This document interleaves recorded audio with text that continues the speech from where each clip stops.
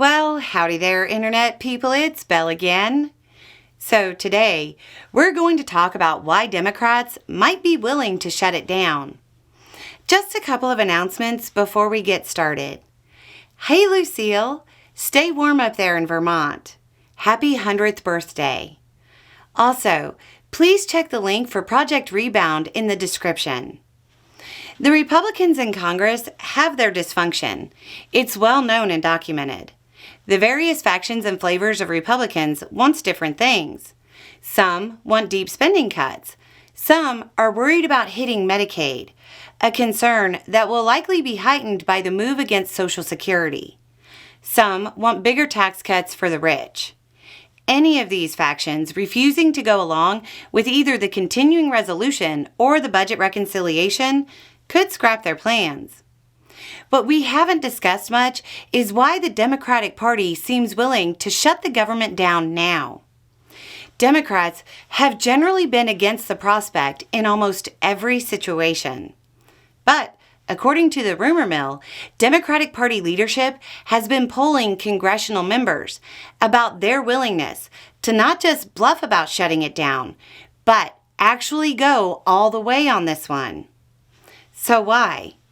The answer is Elon and Doge.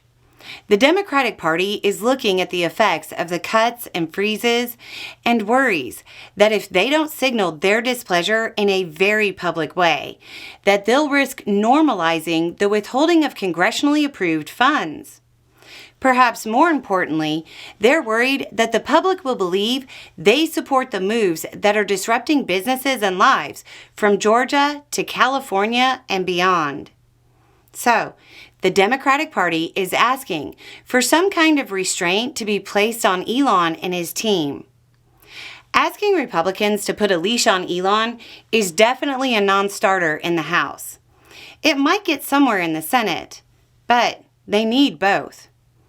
Because of the Republican factions and the decent likelihood that not all Republicans vote in favor of the continuing resolution, if Democrats make the demand of restraining Elon and stick to it, it very well might lead to an impasse that leads to a government shutdown. Now, realistically, the public should blame the majority party for the shutdown. But the public isn't always as concerned with majority math as they are with memes. If the Democrats go this route, they have to be ready to get out there and message about the Constitution and who controls the purse strings and so on. They have to educate the American public about the Constitution and the separation of powers and so on. All while pointing out that the Republican Party could have easily created a CR that would pass. That being said, we all know what generally happens when a plan hinges on the Democratic Party's ability to message to the public. I mean, they just lost an election to a guy who tanked the economy and caused inflation while he was running on fixing inflation and fixing the economy. Their plan is solid, and they'll get support from the thousands of people who have had their lives turned upside down by Elon's cuts.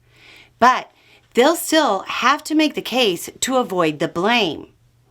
The flip side is that there is some hope that the courts will make a ruling on the executive branch's ability to unilaterally withhold congressionally approved funds soon. Some may view shutting down the government as a method of limiting the harm Elon can do while cases make their way through the courts. I'd get ready for the continuing resolution discussions to really heat up. Anyway, it's just a thought. Y'all have a good day.